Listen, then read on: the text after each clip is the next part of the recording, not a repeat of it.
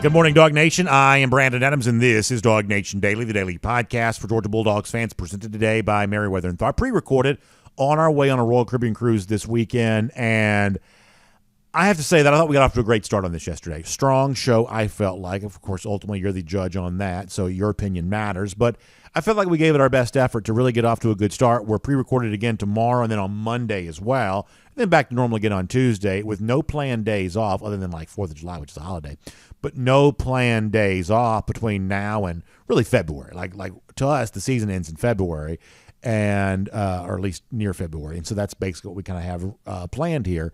So we're going to enjoy a couple more days before we get to it. And I thought we had a great start to all of that yesterday. Today, we are going to try to keep all of that going. And I want to begin with a little bit of a history lesson, which I believe can kind of cross as boring, but I don't think it's going to be. I think that Georgia got a chance to really make some pretty impressive history here this season. One of those things you're aware of, maybe a couple of those other things you may not quite be as aware of. So we'll kind of do that. Also, a fun outlook for a Georgia player that I'm actually still really high on, even though maybe some folks have kind of maybe had a little bit of a differing opinion on that lately. So let's do all of that here off the top. We are very glad to have you with us. It is DawgNation Daily, the daily podcast for Georgia Bulldogs fans, presented by Meriwether and Tharp, and it begins right now. Today's episode of DawgNation Daily is brought to you by Meriwether and Tharp, your source for Georgia divorce. Find them online at theatlantadivorceteam.com. Presented by DawgNation.com. This is DawgNation Daily, the daily podcast for Georgia Bulldogs fans. Here's your host, Brandon Adams. I want to begin today by talking about history and Georgia's chance to make it here this upcoming season. Now, there is one element of this that you're already very well aware of, so let's begin with that here right now. Georgia, you may have heard, is trying to go for 3 in 23. And by now, I think a lot of us have kind of sort of figured out that this hasn't happened in college football since 1934, 1935, and 1936, when, believe it or not, the Minnesota Golden Gophers were capable of stepping up and doing that. So anytime you sort of think about Georgia trying to do something in college football that hasn't happened since 1936, that's like an amazing level of history at stake for Georgia here this season. And what that does for me is it creates a little bit of a litmus test. And we are about to enter into like hardcore college football talking season. Now, for us, talking season's every day because we talk for a living. But we're about to be in like media days time of year when ESPN kind of wakes up from its doldrums of covering anything but college football. They'll start covering college football again. Some of the other national media types will kind of do some of that there as well. We're about to see people who kind of only talk about college football for part of the year start talking about college football now again pretty consistently for the next few months. And to me, an interesting litmus test going forward is how much does the national media acknowledge the truth of the matter, which is Georgia trying to win a third straight national championship is the most interesting, most important, most significant thing that can happen in college football here this season. And it's not some sort of remote possibility that might occur. It's actually statistically more likely to occur than not. I think most would probably have you believe that Georgia's trying to make a rare level of history. I believe if Georgia were to win a third straight national championship here during the college football playoff era, as competitive as this sport has become, it'd be the greatest short-term streak of success any college team's ever had. Maybe not as good yet as the long-range success that Nick Saban and Alabama have had since 2007, or maybe some other program that you might want to mention there as well. But over the course of the short term, 3 straight years of national championships, this would be the greatest short-term run of success in college football history. There's obviously no comparison to the sport in the 1930s compared to the sport here in the 2020s. That goes without saying. So it'll be interesting to see, whether it be ESPN analyst or Fox analyst or guy on the internet or whatever else, how many people are kind of that national media type college football talkers, how many of them fully, openly acknowledge the fact that Georgia is the story right now in college football?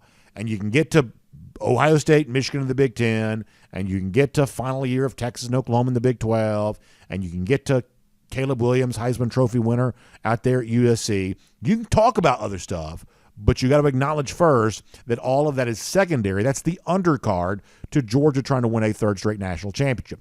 That is actual living history that Georgia has a chance to be a part of here this year, and you have to go back a long time to find that ever before in our sport, 1936. That's what's at stake for Georgia here this season. But that isn't the only history that I think that Georgia can make here this year. Now, the truth is, you may have other ideas about this. I'm not saying that my list is the end-all, be-all list. It's just a handful of things that I sort of, kind of had in mind. You may have some other history that's probably worth mentioning too. And if you do, I'd love to have you share it with me at DawgNation Daily or something like that. When I'm back from my Royal Caribbean cruise, I'd be more than happy to bring that to life for everybody else. But here are a couple of things I had in mind.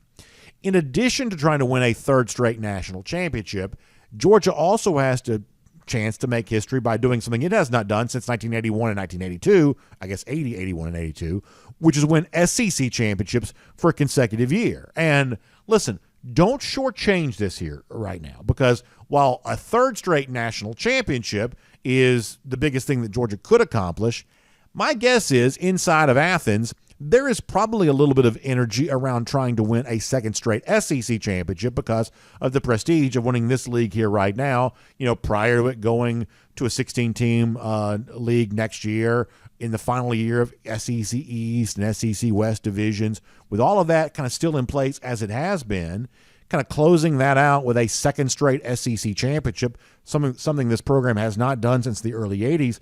My guess is that Georgia's probably pretty motivated on that. And this is a little bit of an educated guess, because if you want to go back to a year ago, when Kirby was being pressed on, back-to-back national championships, you guys could do that. You guys can do that. No one's done that in the playoff era. At that particular time, Kirby would kind of pivot on that a little bit. I remember one interview in particular on SportsCenter with Scott Van Pelt, where in the midst of being pressured on winning that national championship for a second straight year, Kirby kind of reminded Scott that Georgia also had a pretty big goal of winning the SEC championship there as well. And in light of what could happen this year, what Kirby Smart said last year, I think is pretty relevant. Here is Kirby on SportsCenter on that topic. A lot of these teams that we've seen since the playoffs started are there every year, right? But we haven't had a repeat. The idea that could be done again, something that hasn't been done yet, how much of a sort of ring does that represent at the end of the line for you? Yeah, that is awesome, Scott, and that's awesome. But that's the last thing from our mind. I mean, I think this team's driving factor is they really want to win an SEC championship, and you can't really do that without winning in Starkville, because they want to do something last year's team didn't do. And we didn't win the SEC last year. So it's one step at a time, and you can't win the SEC until you win the SEC East, and that starts with winning at Starkville. So in total honesty here, there's probably an element of that from Kirby that's just deflecting on the notion of the back-to-back national championships and not wanting to give the money quote on that. But on the other hand, in Kirby's own words, you hear him express just how significant a SEC championship would have been to Georgia last season. So a chance here this year for the first time since the early 80s to win SEC championships in consecutive years, my guess is that's the kind of thing that will probably motivate Georgia. It's not as significant as winning a third straight national championship, but it also isn't insignificant to Georgia there either. And then one more thing on a slightly different, vein, in terms of history that Georgia can make here this year. Another number that's kind of floating out in my mind a little bit right now is it's not just 1936, the last time since 3 straight national championships. I've been thinking a little bit about 1949 as of late. And a lot of folks are probably not aware of this, but that's how far you have to go back into the annals of college football history to find a tight end winning the Heisman Trophy. His name was Leon Hart. He played for Notre Dame, and if you want to know another kind of cool piece of college football trivia, Hart's also the biggest person to ever win the Heisman Trophy. He weighed 260 pounds, which at the time was huge. But even in comparison to recent Heisman Trophy winners, is also big there as well. Kind of a cool trivial fact. The last tight end to win in 1949 and the largest player to ever win the Heisman Trophy, that was Leon Hart. And while Georgia's going for its second straight SEC championship and its third straight national championship, I think we need to take very seriously the possibility that Georgia can also be historic as well by seeing a tight end win the Heisman Trophy for the first time since 1949. And I know that may seem like a little bit of a pipe dream, and obviously this is kind of a quarterback's award, and the guy who won it last year is coming back to college football here this year, and if it's not him, it's some other quarterback that's likely to win it. But, y'all, we have seen a lot of barriers sort of broken down with the Heisman Trophy as of late. And it's getting to be, I think, a little bit more likely that something like this could occur. In fact, Let me once again let you hear from Kirby Smart here, because back in 2021, you may remember we were kind of pushing the JD to NYC. We wanted Jordan Davis to be a Heisman finalist there that year. That talking point developed some steam over the course of the year. You'll remember that CBS kind of highlighted our campaign on that for the Georgia-Florida pregame show, and ESPN kind of did their stuff on that there as well, that we were really trying to push the idea of Jordan Davis as a Heisman finalist back then as sort of an avatar for the kind of selfless nature of the Georgia defense. And at one point in time, that got to be pretty serious. Ultimately, Davis wasn't a Heisman finalist. We think he deserved to be, but he wasn't a Heisman finalist. But it got serious enough that Kirby Smart was sort of talking about that. And not just Jordan Davis, but the idea of kind of an unorthodox Heisman finalist in an era in which that award had been almost solely defined by quarterbacks, at least in most years. And what Kirby Smart said back in 2021 about Jordan Davis, I think can still be relevant for a guy like Brock Bowers here in 2023. So let me let you hear Kirby as a way of kind of defining, is it realistic that Bowers could be the first tight end to win the Heisman since 1949? Kirby's words may guide us. Take a listen. I don't know the answer to that. I would probably have said before the season that's impossible, because statistics lead you to believe that it's always going to be an offensive player. In terms of numbers they put up, I thought it was amazing last year that a receiver won it. I never thought that would happen again. I thought it would be a quarterback's world, because that's the world we live in and play in. But I certainly think that when you look at the draft, people see it different. Like, what is the Heisman? Is it the best college football players, the most dominant, is the most valuable? You can go through all these different things in terms of that, and we don't really care. We let you guys decide that, and I respect it, but it's not something that we look for. And I'll be honest with you, the guys on our team are so bought into their roles, and as long as they do that, we'll keep getting better. My biggest fear is guys worrying about things like that and not the total team success. And I think at Georgia, you don't have to be, while it's Kirby's job to be worried about that, ultimately we know how bought in Georgia players are to all that. Brock Bowers himself, the word on the street was a year ago that Bowers was foregoing NIL opportunities to make sure his teammates got paid. So there's very little concern that Bowers is going to get too worked up on individual accolades. He seemingly is all about the team, which is all the more reason we'd love for a guy like that to win the Heisman Trophy if he could. And I think the point of all this is that Bowers' chances of doing this may be better than you realize. As Kirby pointed out there in that clip, we saw a wide receiver win this award in 2020, and prior to that happening, that wasn't the kind of thing that was supposed to be possible.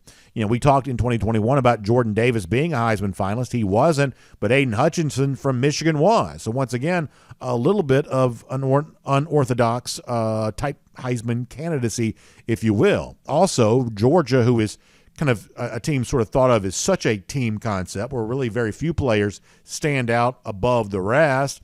At one point in time, that was kind of thought to be the sort of thing that would prohibit any Georgia player from being a Heisman finalist. But last year, Stetson Bennett was kind of once again kind of kicking through a glass ceiling that had existed for this program since 1992. So given the fact that a Georgia player has kind of sort of wet the whistle for all of this by being a Heisman finalist a year ago, the fact that unorthodox campaigns have seemingly done well the last couple of years, why couldn't it be Brock Bowers? In fact, I'll go so far as to assume that the biggest knock against Bowers could actually become a little bit of a positive for him if he really were to sort of pick it up and have the kind of season we think he's capable of having. In other words, I think a lot of people could actually become more enamored by Bowers because he's a tight end, kind of representing just how special a player this can be, kind of redefining what that position even means. Plus, Kirby Smart said this offseason, they want to try to get the ball to him as many different ways as they can. That creates a great opportunity here. And, Bowers just one of those guys that has a tendency to sort of draw the spotlight in his direction with those wow plays he makes during the game. So as you're making the list of possible history that Georgia could make this season, back-to-back SEC championships maybe, 3 straight national championships hopefully, let's leave a little room at the table here for Brock Bowers. It's been a long time since any player in college football won the Heisman Trophy as a tight end. It's a very, very rare thing to take place. But Brock Bowers is also a very rare kind of player. And if anybody is capable of doing that, I'd say he certainly fits the bill. My name is Brandon Adams, and this is DawgNation Daily, the daily podcast for Georgia Bulldogs fans, presented today by our friends at Merriweather and Tharp. We are happy to have you with us no matter how you get to us today, live on video. Normally it's 9:45, 1st and 15, DawgNation.com, DawgNation app. Every day at 10 a.m. across all platforms, Facebook, YouTube, Twitter, Twitch. This week we're kind of preempting our First and 15 because I am gone for the next couple of days, tomorrow and then Monday. Back again on Tuesday. We'll get back to our 9:45 normal First and 15 stuff. Thanks so much for those of you who continue to be a part of our show, even when I can't be here live. Some of you listen to the radio at noon on Athens Sports Radio 960 The Rev as a podcast, Apple, Spotify, everything else in between. We are just really glad to have you a part of what we're doing here today. And a special thanks for sure to our friends at Merriweather and Tharp who make it all possible. You know, divorce, that's their expertise. That's what they know. That's what they are all about. And for you, that is a tough word. That is not an emotionally neutral word. It brings about all kinds of either bad memories about something that's happened in your past or anxiety about something that might be happening in your present or something that might happen in the future. Totally understand all of that. And yet I also know that if it's a reality that must be confronted, having a plan to confront that reality, that just makes sense. And our friends at Merriweather and Tharp, that's what they're all about. They're about explaining options to you so you can create the plan for your life here moving forward. And y'all, that is a very valuable thing. It's one of the reasons why I recommend them so heartily. Because for people who find themselves stuck in a tough situation, getting out of that situation, making the best of that situation, it's just one of the most generous things that anyone can do for you.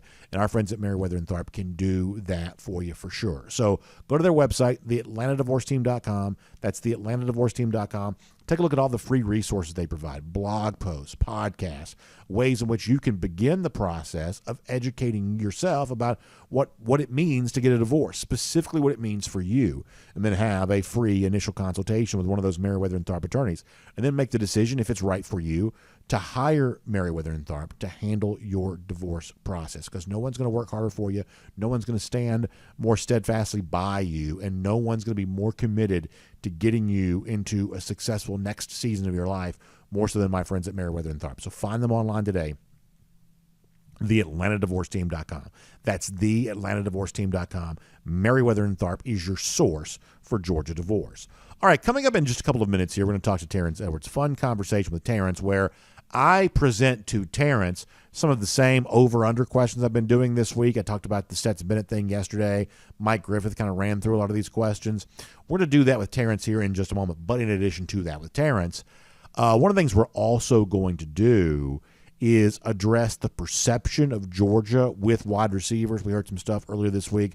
5-star Jeremiah Smith kind of throwing water on the notion that he was seriously or would even seriously consider choosing Georgia based on his perception of the UGA offense. I'm going to ask Terrence here in a moment whether or not there's a perception concern that ought to exist for Georgia fans about the way in which wide receivers see this Georgia offense and have seen this Georgia program. Terrence is going to have some interesting things to say about that coming up in just a couple of minutes' time. Prior to that, though, let's go around the Dawghouse here today. And kind of speaking of the idea of over-unders and expectations of the upcoming season, one of the things we're asking this week is our expectation for the Georgia offense, specifically when it comes to rushing the football. And one of the things you'll notice, you'll see this with Mike here in a moment, is that while when it comes to quarterback position, you know, I gave a specific number for a specific player, 27 touchdowns for Carson Beck. We talked about that on the show yesterday.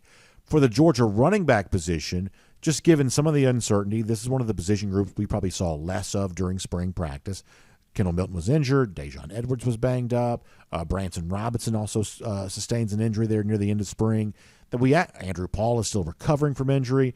That we actually probably left spring practice knowing a little bit less about the Georgia running back position than maybe we would some other Georgia position groups. So therefore, when we talk about projections for the upcoming season, as I'm going to frame it to Mike here in a moment, it's more about what do you expect from Georgia's leading rusher. You can decide who you think Georgia's leading rusher is going to be, but what do you expect from Georgia's leading rusher? And it also kind of leads me into a deal where while I leave the door open for somebody else to make the case for any number of Georgia running backs, and I truly believe you could make the case for a lot of them potentially here this season, I am also just as optimistic about Kendall Milton as I ever was. And I know that Kendall's had, some setbacks, and I know from Kendall's own perspective, he probably hasn't played at Georgia maybe as much up until now as he would like to have.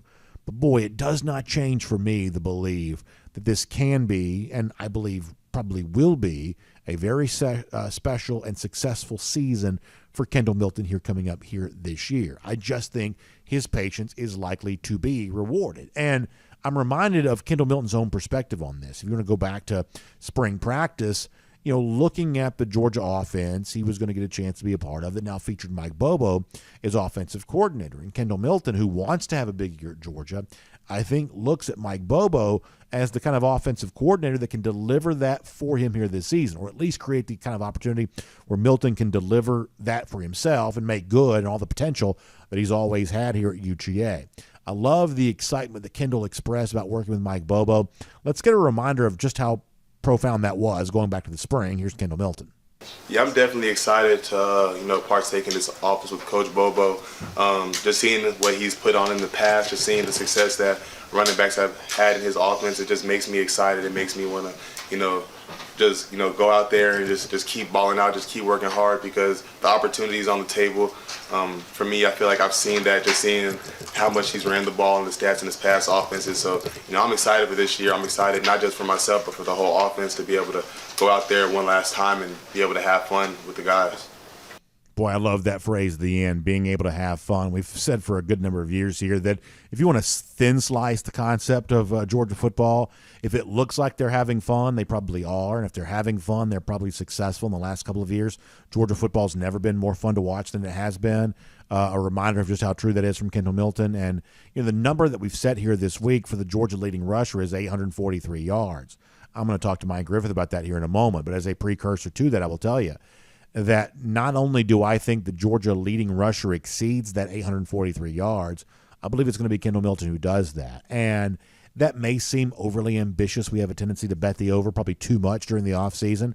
I don't mind that when it comes to individual performances for the Georgia players. We may have and by we, I mean all Georgia fans, those of us who are part of DawgNation, we may have a tendency to be a little too ambitious with some of that kind of stuff.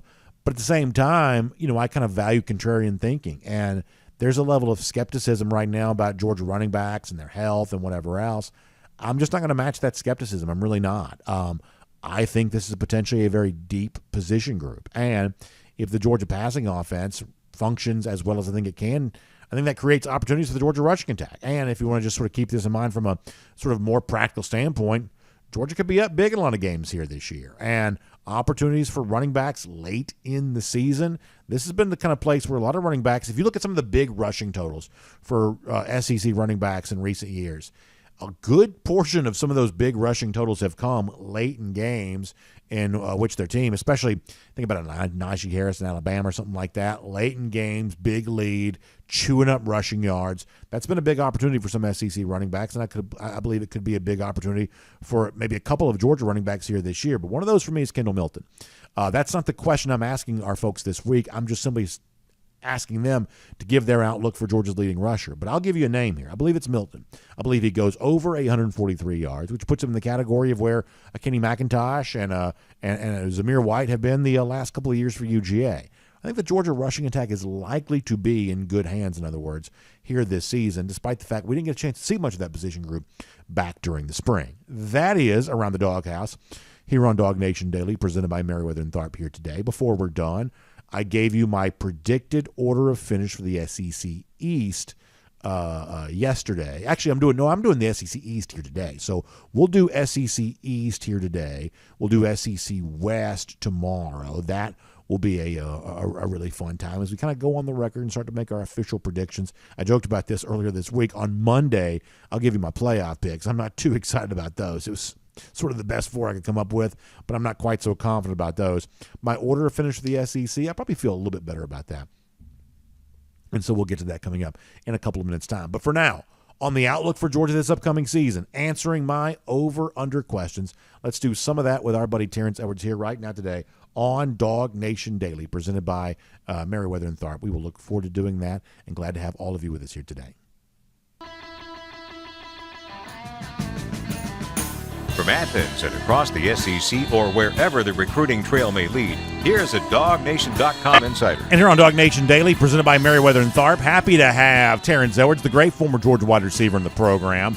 We will continue the theme that we've been kind of operating with this week, looking at some over-unders for Georgia here this season? Just kind of a fun way to sort of preview what's going to take place while I'm on a Royal Caribbean cruise vacation. I also want to take care of some serious business with Terrence before we get there as well. Terrence, first of all, welcome to the program. Glad to have you here. And, earlier this week we saw an interesting comment from Jeremiah Smith, great five-star wide receiver.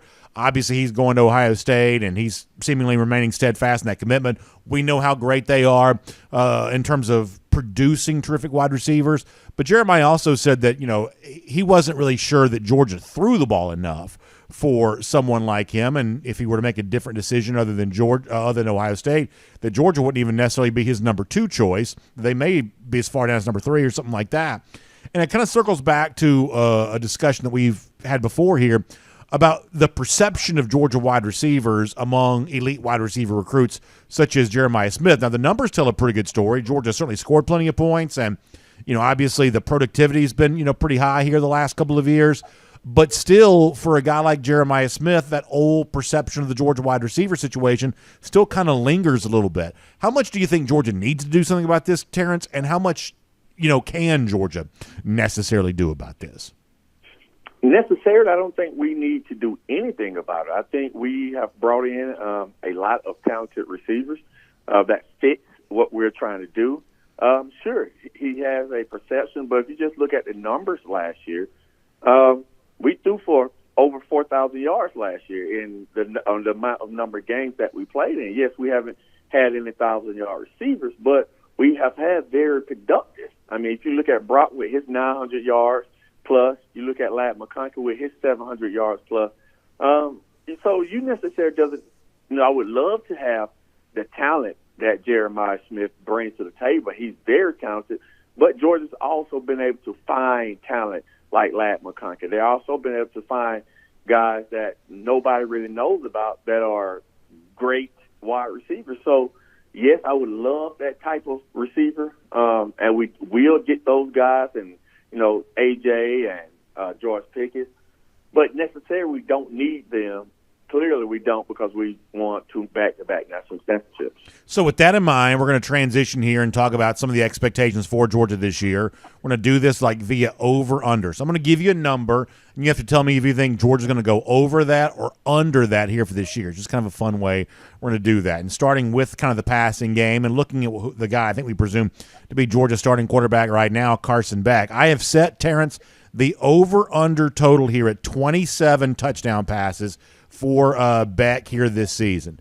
Do you think that he will go over that number, having more than 27, or under that number, having less than that? I'm going to go over with the amount of games that we're going to play. I'm going to give it 30. There you go. And, Terrence, if you see 30 touchdown passes from Beck, which I do think is a possibility, I think you could be right on that, that also goes a long way in towards showing that Georgia can use what on paper right now is probably the best, most talented crop of receivers to begin a season we've seen this program have, maybe even since you played at Georgia going back a number of years ago now. So if Beck does get to that 30 number in excess of the over-under that I set there, that kind of shows you that Georgia may be able to use the wide receivers that it currently has pretty well. Oh, most definitely. I just look at the history of Coach Bobo, especially when he was at Colorado State, the number of guys that he put in the NFL for the receiver position and how they threw the ball, along with the talent that we do have. And I just think Carson Beck on talent is up there in the tops of the SEC. It's not Joe Milton strong, but I think at the end of the day, will be one of the better quarterbacks in the league. And I know what Bobo is trying to do. Bobo is going to try to throw the football. So we're going to see the same scheme, but I just think you'll see a little bit more throwing than normal.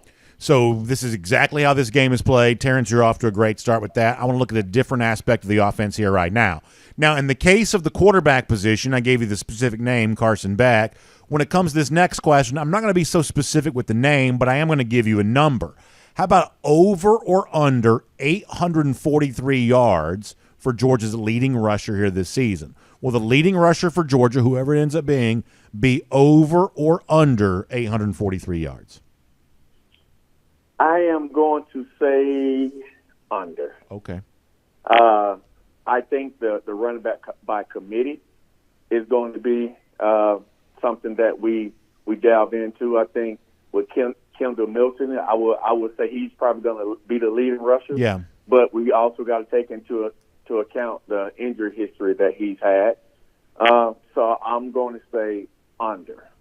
Yeah, for our guests this week, I'm kind of giving them the freedom to kind of assume whoever they want is the leading rusher. But for me, I'm kind of like you. My assumption is that Kendall Milton will be Georgia's leading rusher here this year. And I know the injury question looms, and obviously the events of spring kind of add to that here a little bit. But overall, I still stay pretty optimistic that this is going to be kind of that season that Kendall has been patient for at Georgia, that he's been waiting for. He finally gets a chance to kind of step out of the shadow of other Georgia running backs and kind of have his own chance to be the leader here.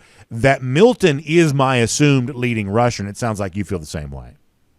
Oh, most definitely. I think he will be. I think he's going to stay relatively healthy this year.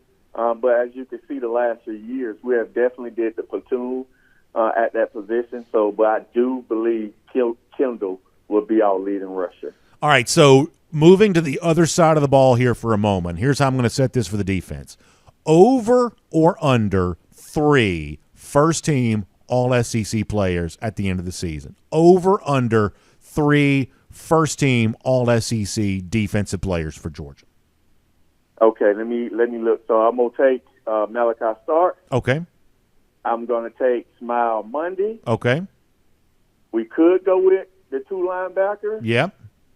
I'm trying to think at the D-line position, who do we have? Or the outside rushers. Mikael Williams is there. Mikael Williams, yes. So definitely over. Okay, definitely over. So Georgia had 2 a year ago, did have 3 in 2021. So they've certainly matched that 3 number before. But it sounds like Terrence pretty optimistic what they'll be able to do. And your thought process on this almost exactly like mine is. It's like I can give you somebody from the secondary, whether it be Malachi or Javon Bullard, whoever else, but I can give you at least one there. I can give you at least one of the linebackers between Smile Mondon, assuming he's healthy, and Jamon Dumas-Johnson. And it's like, well, if you can find one more out of the front 7, then you've gotten to push there at that point in time. And if you can find anybody else anywhere else, possibly doubling up in the secondary or something like that, well, that's how you get to the 4 the more. Right. And you know what? I'm gonna go push. I'm gonna say 3. Okay. I'm gonna say push. I'm gonna push. I do think we definitely could get 3. I'm gonna go push. So next question, slightly complicated, and we'll see if I can make sure I explain it the right way. How about over or under 1 regular season game decided by a touchdown or less? Last year we saw 1 regular season game played closely between Georgia and Missouri. How about for this year? Over or under 1 regular season game decided by a touchdown or less? Thinking about the schedule. So I think Tennessee game will be pretty close. I don't think we would dominate them like we did last year. But I do think we will win. So that's 1. Florida, no. Auburn, no. South Carolina, no. You know what? I'm gonna go push. Okay. I'm gonna say there's gonna be one game that's the Missouri game that we have to fight it out for a victory. And I'm gonna say Tennessee. I'm gonna say Tennessee going back up to Neyland Stadium. Okay. We know it offensively what they present, even though we handled them last year. So that is a different type of offense. So I'm gonna go push, and I'm gonna give it to Tennessee. Even though we still win, it's gonna be a nail biter. Well, fair enough. That's certainly understandable logic there on that. And then finally, there's this. Looking at the entirety of the league here for a moment, over or under 1.5 SEC teams in the college football playoff. In other words, do you see there being 2? Do you only see there being 1? Over or under 1.5 SEC teams in the college football playoff? I'm going to go over. I'm going to say we get 2 wins. I think, Georgia, I think, would be undefeated going into the SEC championship game, and I think LSU have definitely got better. So I predict them and Alabama probably will be fighting it out for the West. So I'm gonna say 2. I think there could be 2 undefeated teams going into the SEC championship game. and I think both would get in. So I'm gonna say over. So here's what's interesting is, in 2021 we saw the two SEC teams make the playoff, and Georgia got in after losing the SEC championship. But the last time prior to that there had been two SEC teams in the college football playoff, we saw Alabama get in with not playing in the SEC championship. So I guess the question is, if Alabama and LSU are kind of fighting to be the other SEC team that makes the college football playoff, along with what we assume will be Georgia, is it better to win the West and come up short in the SEC championship, or is it better to lose the head-to-head matchup between Alabama and LSU and kind of be sitting there at 11-1? Well, me personally, I always on the offensive. I want to be in the game. I want to have something that I can control. I can't control it if I lose and then have to wait on others to control my destiny. I like to kind of control my destiny. If I'm not in that SEC championship game, I have to sit and wait. Even if we lose, I know I had a hand in trying to help my team win, so I'd rather go to the SEC championship game and lose instead of losing and not going to the SEC championship game and waiting the outside in. So I'd rather go and play in the game than not at all. Terrence, great stuff as always. We really appreciate that, and obviously your love for the sport of football and your knowledge about football comes shining through every time we get a chance to speak to you, and that's the same kind of knowledge you're imparting as a part of the Terrence Edwards Wide Receiver Academy there as well. I know a lot of the high school guys are going through summer workouts and getting ready for the upcoming season. We're not that far away from the start of the season if you start thinking about it, but a lot of middle school folks been working with you, and you're out there connecting with people all the time. I know you just had a guy you work with was able to announce a great commitment here this week there too, so you're busy all the time. And how can folks get in touch with the Terrence Edwards Wide Receiver Academy if that's what they want to do? You can reach me on all social media platforms at Terrence Edwards Wide Receiver Academy. Terrence, thanks for pre-recording this with us here today. We'll look forward to talking to you live again next week. We appreciate your time. Thank you so much. Let's take a look around the rest of the league. This is SEC Through. Fun conversation there with Terrence Edwards. I really feel like our over-under stuff has actually worked out really well. Seems like that is a very fun device, good way to kind of speak about, predict the upcoming season, really kind of zeroing in what we expect from Georgia here this season. Thought Mike Griffith did a good job of that on Wednesday. Some of his answers I might not have totally agreed with, but he at least laid the groundwork for some of what we're going to be doing here. And then Terrence Edwards, I thought, stepped up and did a really good job with that on today's show there as well.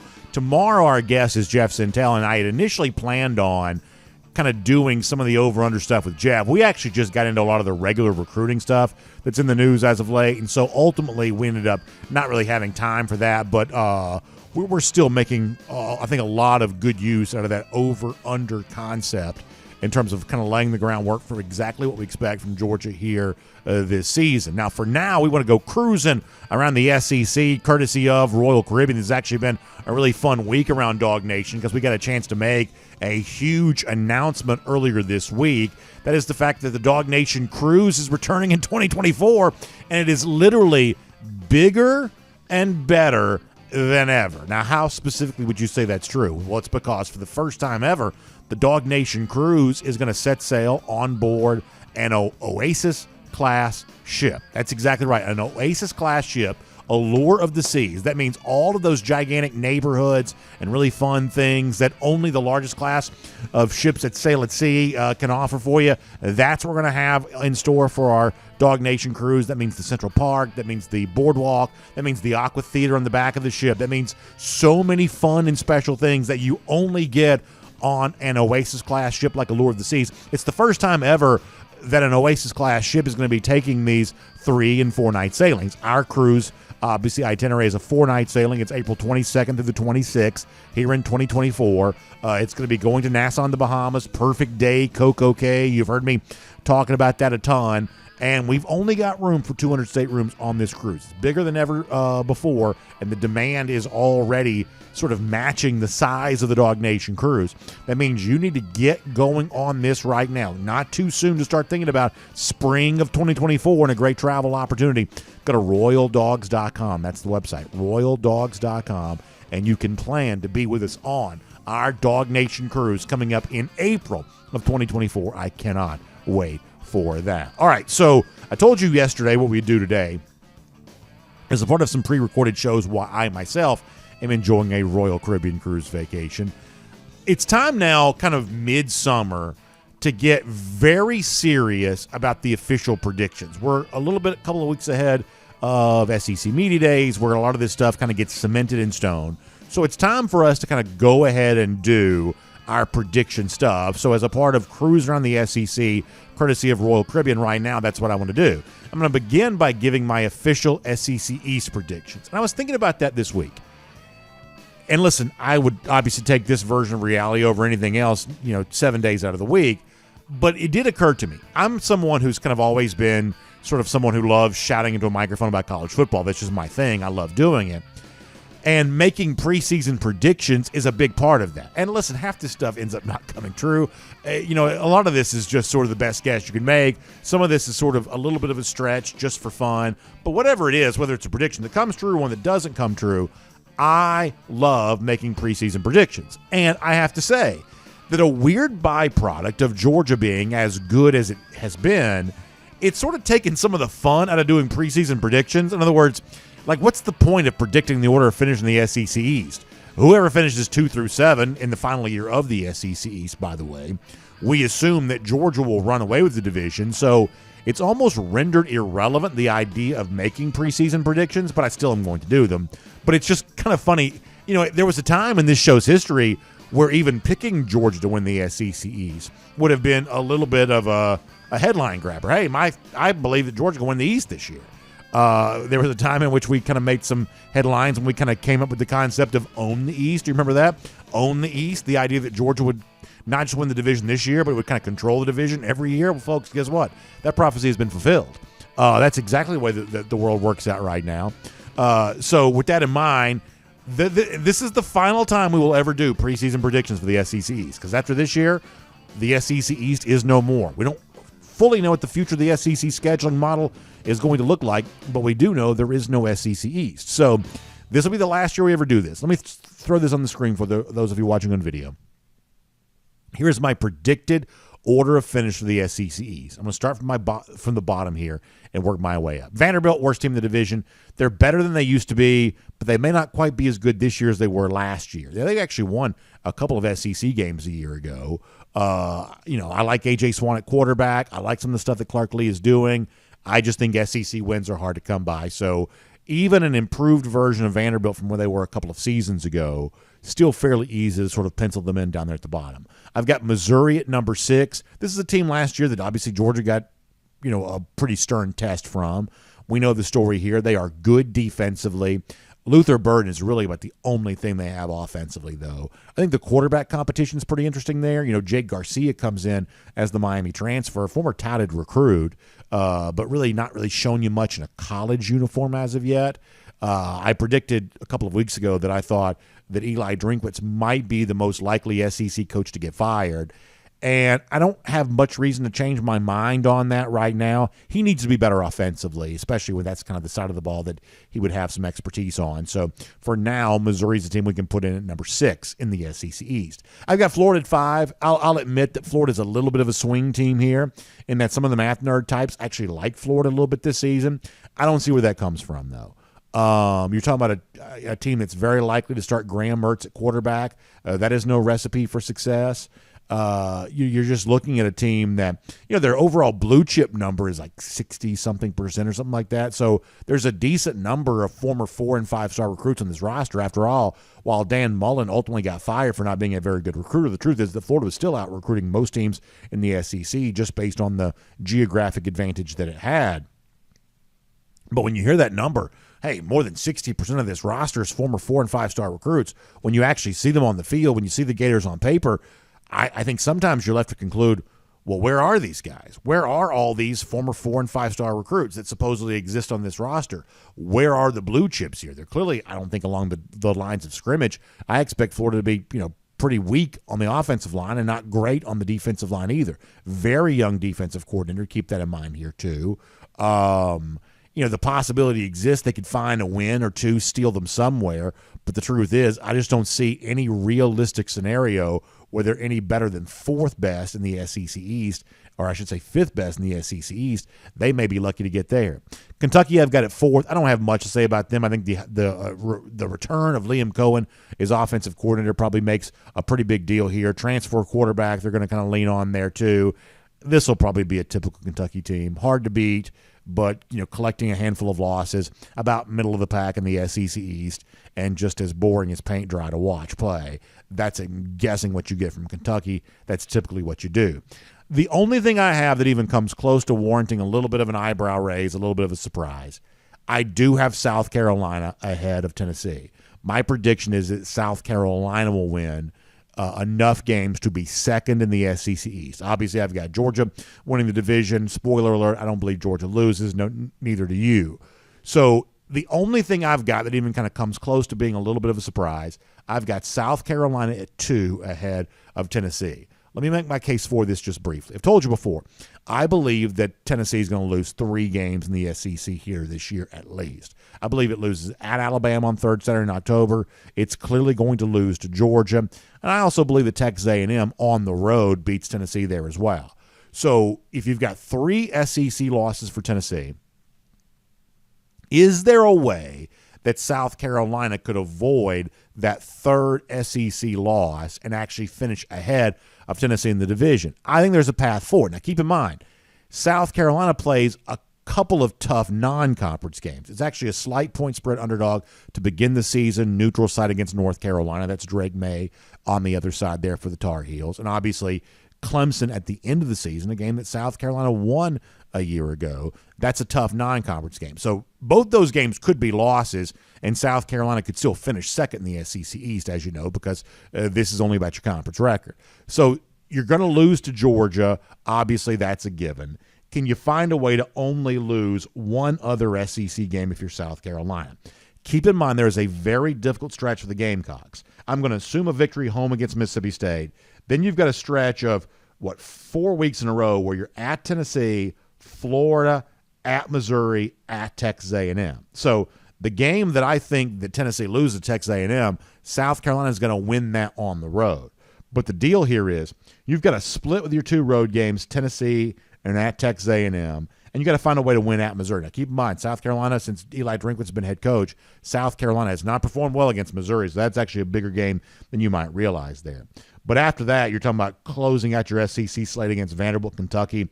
It's not the worst slate in conference overall, although it is a very challenging stretch during that 4-game span that I mentioned there. So I think some way Gamecocks can find a way to only lose twice in conference. After all, they won 4 times in the SEC a year ago. You may not even realize that, but they were 4-4 in the league a year ago. So pretty good second-year mark for Shane Beamer. Can he go 6-2 in the league this year? Can he finish second in the SEC East? I believe that he can. And we will make that cruising around the SEC, courtesy of Royal Caribbean. So tomorrow we'll do our official predictions for the SEC West. There's a little bit more intrigue about that division, to be completely frank. There is the SEC East. Had to kind of contrive it with South Carolina in comparison to Tennessee there. The comparison is just a lot more fun in the SEC West, so we'll do that tomorrow. Speaking of having fun, we love doing that during this portion of the show every day with our Golden Shoes. We kind of banked a few Golden Shoe submissions to make sure we had some stuff to share while we were gone, and our buddy Mad Dog, who's always so great with his Golden Shoe submissions, shares this. So you've got Lane Kiffin and Kirby Smart stuffing Billy Napier into a locker here. Kiffin saying, poor Sunbelt Billy. This goes back to the Austin Simmons thing the other day. Mad Dog saying that soon, after losing a running back to Georgia and a 4-star quarterback to Ole Miss, that's the situation there for Billy Napier.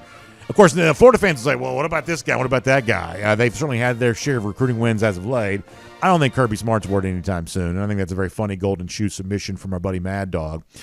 So we will certainly give him a Golden Shoe for that today. And by the way, speaking of the lousy, stinking Gators, how about 128 days from now, Georgia back in Jacksonville, beating Florida again in the final matchup for these two teams in the SEC East, but the same result we've gotten used to as of late. Dogs on top, down in the cocktail party once again. Y'all have a great day. We'll see you back here tomorrow. DawgNation Daily, presented by Merriweather and Tharp. And on video, time now for the R.S. Andrews Cool Down. R.S. Andrews, the one you turn to for your air conditioning, heating, plumbing, and electric needs. They show up on time. They do the work that's promised. The price is promised. If your water heater goes out, in many cases, R.S. Andrews can replace it for you the same day. So make sure you find R.S. Andrews online at rsandrews.com. We certainly appreciate you finding us online for DawgNation Daily presented by Meriwether and Tharp and our R.S. Andrews Cool Down. This is normally the portion of the show where we take your comments, I interact with you, and we just sort of chat and relax and let our hair down a bit. But obviously we can't do that today because this is pre-recorded. It is not live. But back on Tuesday, we'll be doing all of this once again. So we appreciate you hanging out, interacting with each other, watching me and what I have to say, and participating and have some fun with us as we go along through all of this. So we will let you go for today, but come back and do it all again tomorrow. 10 a.m. for the show. DawgNation Daily presented by Meriwether and Tharp. R.S. Andrews Cool Down when it's all said and done. Find them online at rsandrews.com. We appreciate your support of them and all the great stuff they can do for you. Electrical needs, air conditioning stuff, whatever you got going on, R.S. Andrews can cover you for all of that. They show up on time. They do the work that's promised. The price is promised. That's why we love recommending them to you here as a part of our R.S. Andrews Cool Down. Y'all have a great day. We will look forward to seeing all of you back here tomorrow.